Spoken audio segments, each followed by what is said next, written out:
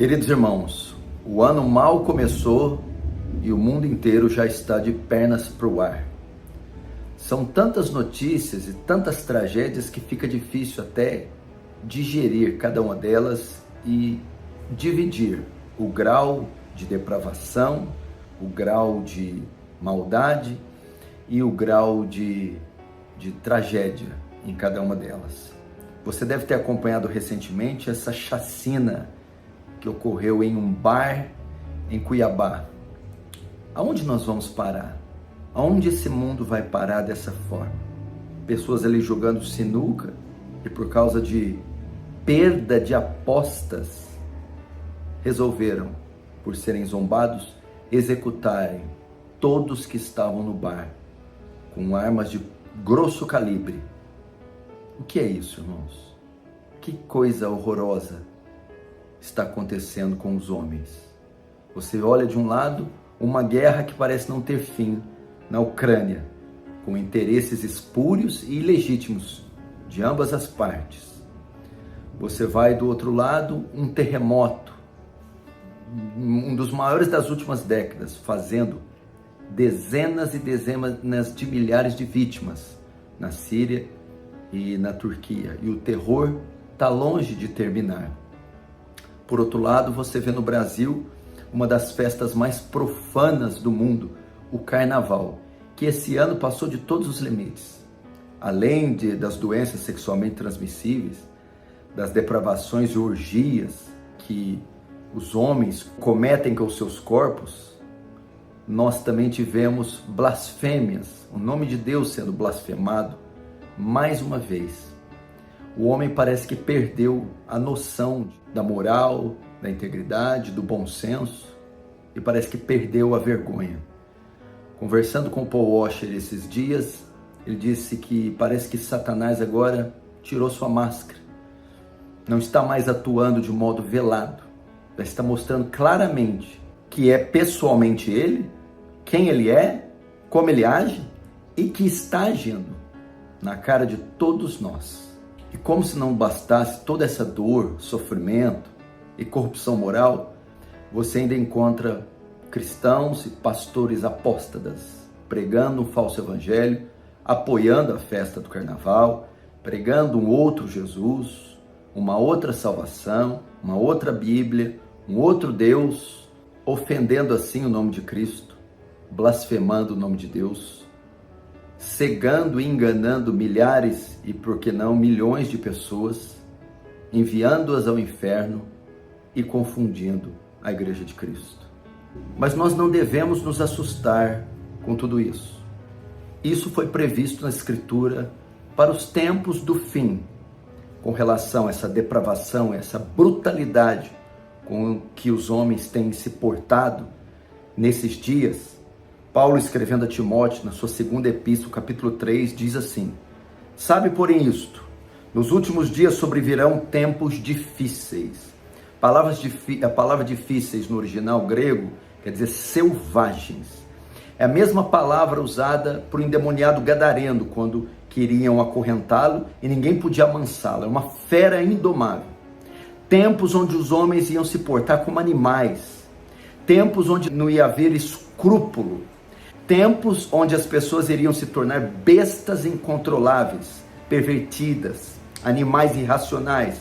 Tempos de intensa atividade demoníaca sobre a terra, por causa do desejo e da obsessão desenfreada dos homens. Por isso que cenas como essa, da chacina do bar, ou dessa perversão generalizada no carnaval, não podem ser para nós motivo de surpresa. E por isso que elas acontecem e acontecerão. E Paulo prossegue. Sabe, porém, isso, nos últimos dias sobrevirão tempos difíceis, pois os homens serão egoístas. Agora ele explica a característica desse tempo selvagem.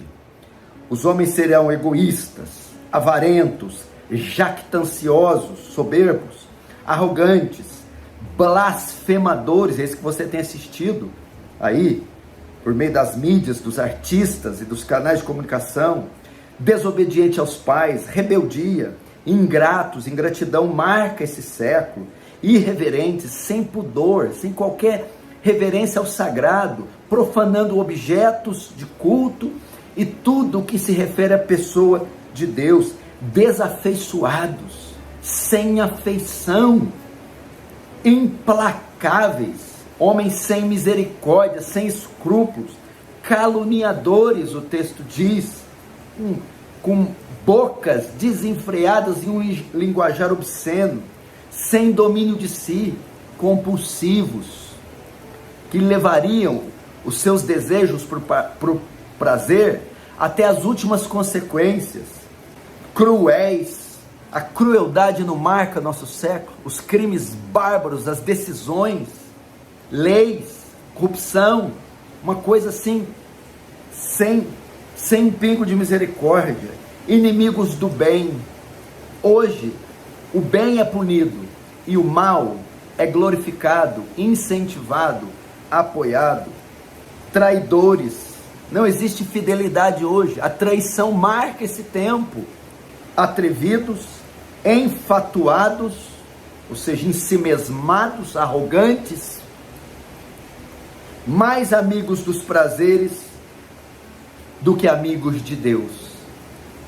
Parece que esse texto descreve como quase nenhum outro em toda a Escritura a condição do que você está vendo em todo o mundo. A profecia está se cumprindo cabalmente. E Jesus disse também, é mistério que tudo isso aconteça. Quando vedes todas essas coisas, não vos entristeceis, porque é mistério que isso aconteça, necessário, porém ainda não é o fim. Significa, irmãos, preste atenção, isso são apenas sinais, aperitivos, para o que vem pela frente. Tempos difíceis vêm pela frente, para a igreja brasileira, para a igreja de Cristo em todo o mundo, para o cristão. E, portanto, nós devemos nos preparar. Você viu essa tragédia dessa chuva, uma das maiores e intensas e densas chuvas da história do Brasil. Acabou com cidades inteiras, bairros inteiros e levou a vida de dezenas de pessoas.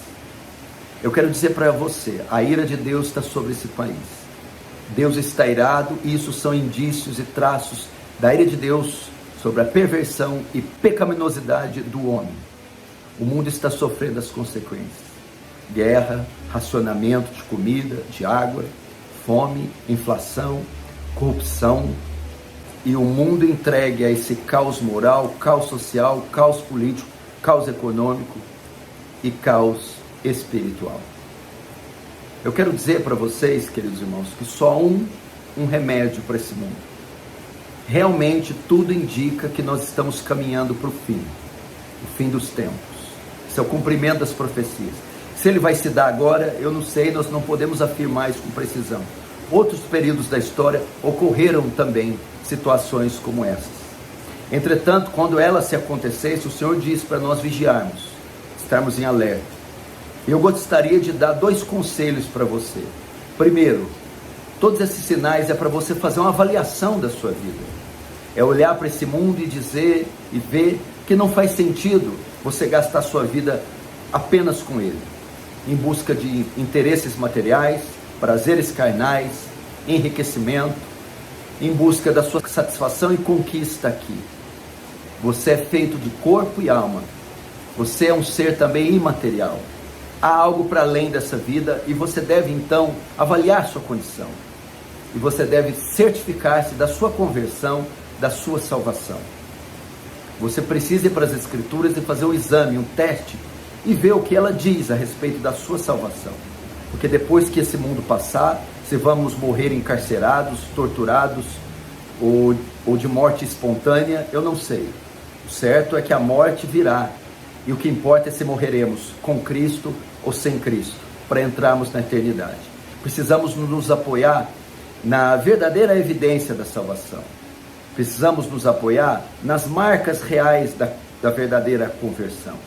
E na doutrina que garante a segurança da salvação, a regeneração, o novo nascimento, a nova vida em Cristo, a união com Cristo que nos faz andar em santidade e na novidade de vida.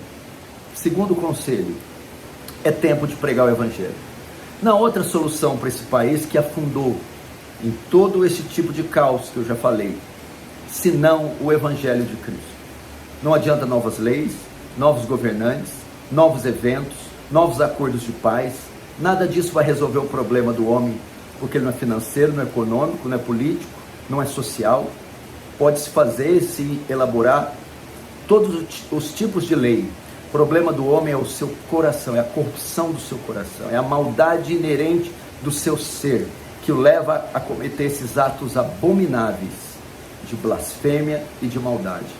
De modo que a única cura para o coração humano é o Evangelho de Jesus Cristo, que transforma.